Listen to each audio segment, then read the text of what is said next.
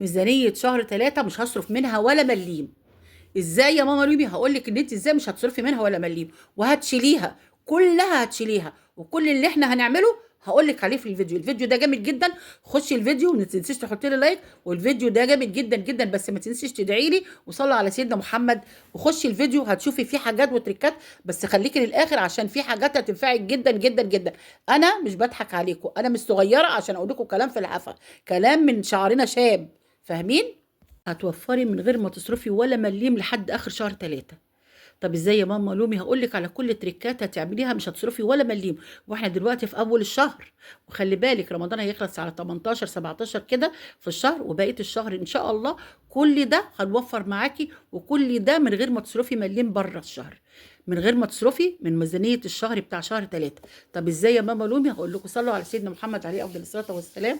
يا حبيبي رسول الله صلى الله عليه وسلم، انا كوبايه شاي مع لومي، انا ماما لومي. ما تنسونيش في اللايك والشير، والفيديو ده جامد جدا جدا. ولكل واحده عايزه توفر، لكل واحده عايزه توفر تخش الفيديو.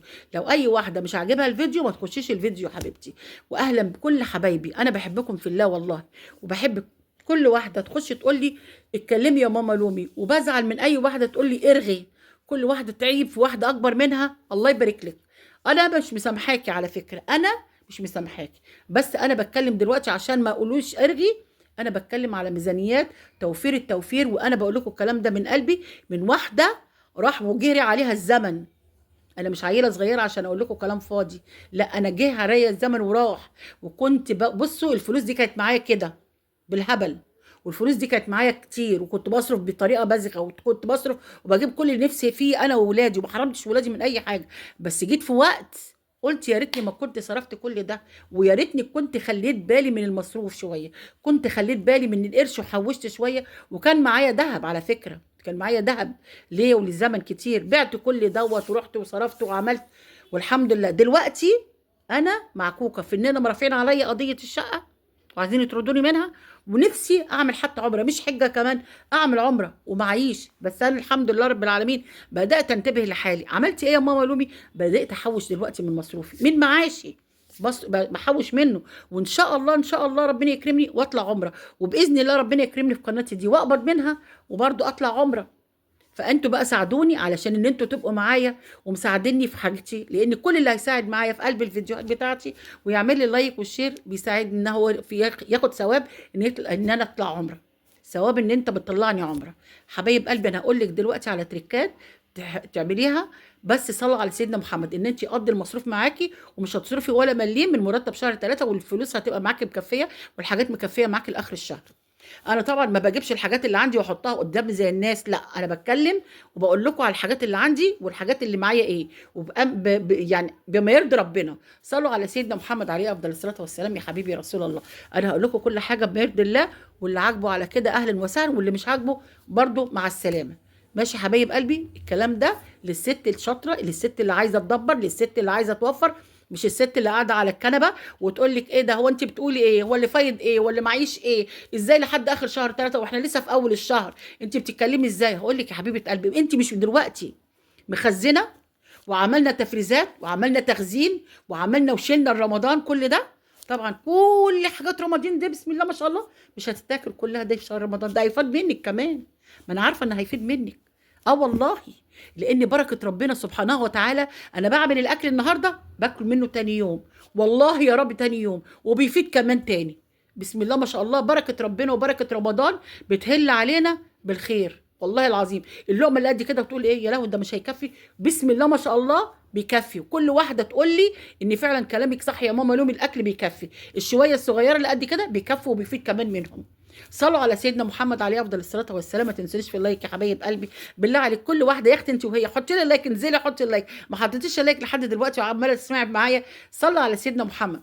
انا دلوقتي بشوف بجرد بقى، اجرد بقى ايه ادينا في نص رمضان اهو، اجرد بقى التلاجة واجرد التربو واجرد ده واجرد ده واجرد ده. وانا الكلام ده قلته كتير في فيديوهات عندي. في كيس مكرونه، في شويه زيت، ازازه زيت، ودلوقتي كمان هيهل علينا، هل علينا الشهر، واحنا دلوقتي في اول 3، ودلوقتي مش عارفه 3 ومش عارفه الفيديو ده هينزل امتى. جبت التموين، هيبقى التموين عندك والسكر عندك، وفي بواقي اللي هو بطاقه العيش، في فلوس بتبقى فايده منها، جيبي منها بتاع ده رز، جيبي منها مكرونه، الحاجات دي هتبقى فايده برضو معاكي. هتجيبي منها شاي لو انت بتحتاجي الشاي، هتجيبي ملح، جيبي مرقه دجاج، جيبي اي اللي انت عايزاه منها. صلوا على سيدنا محمد عليه افضل الصلاه والسلام. يا حبيبي رسول الله، الحاجات دي هتبقى موفره معاكي مع الحاجات الخزين اللي انت مخزناه. انا مخزنه خضار ومخزنه لحمه ومخزنه فراخ وشايله وعامله وحاطه كل ده في الفريزر. طب يا حبيبه قلبي، شوفي بقى الحاجات اللي عندك كام كيلو رز، عندك كام كيلو مكرونه، عندك كام قد ايه عدس، عندك لوبيا قد ايه، فاصوليا قد ايه، زيت قد ايه، سكر قد ايه. الحاجات دي مش هشتري منها. عندي خضار في التلاجة، اوعي تجيبي بمليم، مش بمليم، انت ما تعرفيش المليم اصلا، المليم ده كان على ايامنا احنا. الجنيه، القرش بس، والشيلين والكلام ده، والجنيه مش هتصرفيه من المرتب بتاعك، الا اللي هتدفعي منها بس الفواتير اللي عليك بتاعت كل شهر، اللي هي الميه، النور، الغاز، الحاجات دي. مثلا في مدرسين للعيال ادفعيها، الحاجات دي هتشيليها على جنب، او تدفعيها وتخلي الفلوس الباقيه اللي هي بتاعت الاكل والشرب دي شيليها في حته في مكان ما يعرفوش العفريت. صلوا على سيدنا محمد، وقولوا لحبايبكم شيروا الفيديو عشان الكل يستفيد. اعملي الحاجه دي وانت هتستفادي. اعمل ايه يا ماما لومي؟ ايوه، ما انت ما تنزليش على اولى كده وتقولي لا ده انا عايزه اجيب مش عارفه ايه، لا ده انا عايزه اجيب ايه، لا لا، ما انت عندك.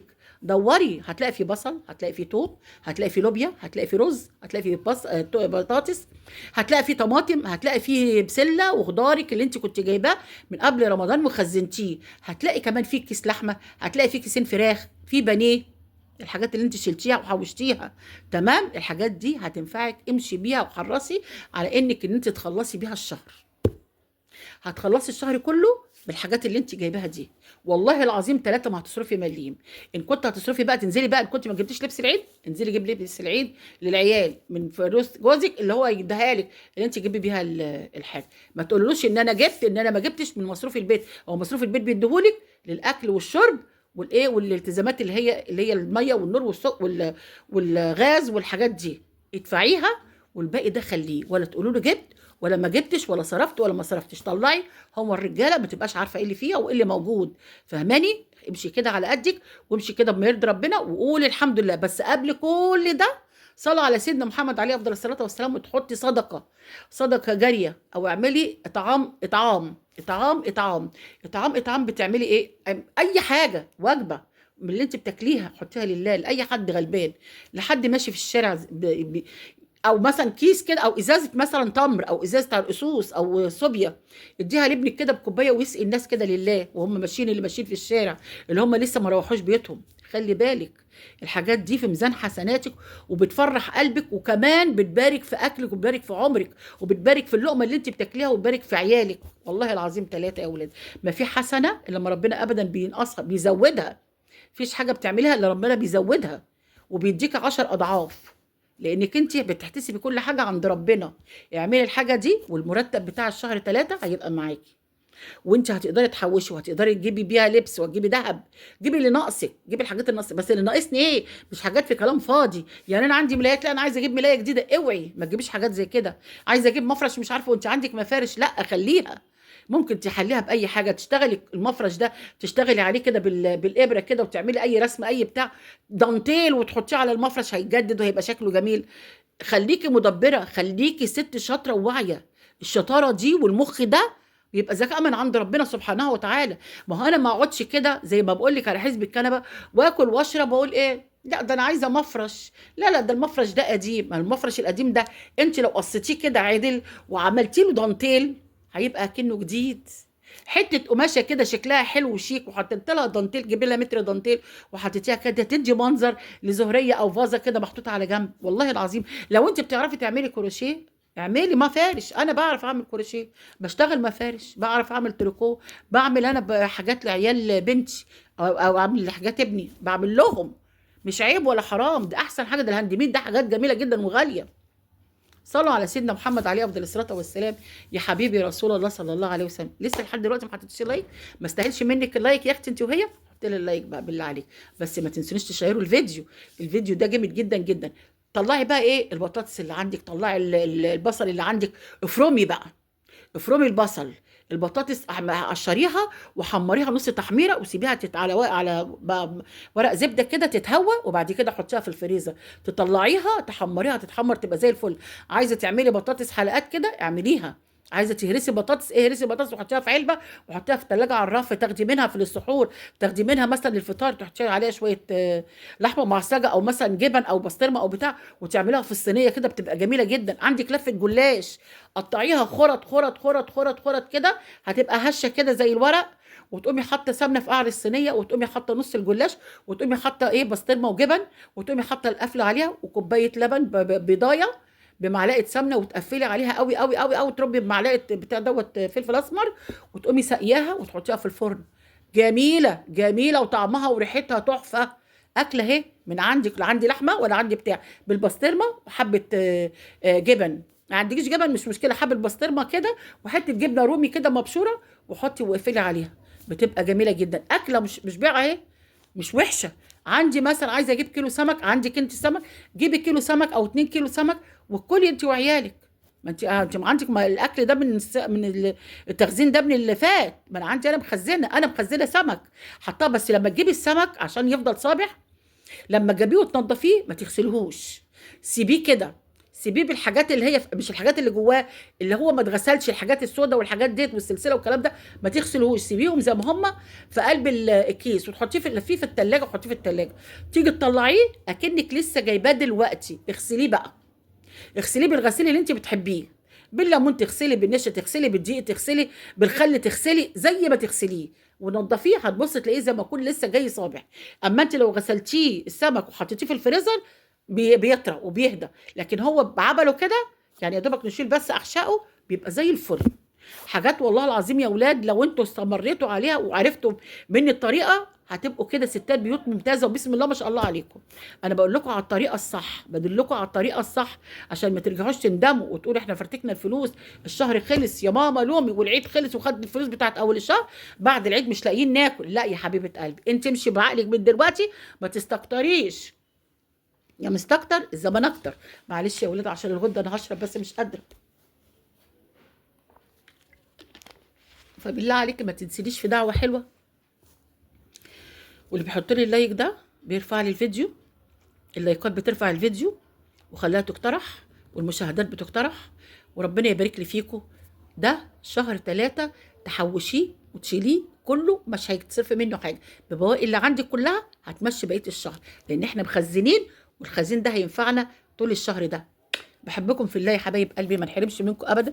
ما تنسوش ماما نور في اللايك والدعاء ليها باذن الله.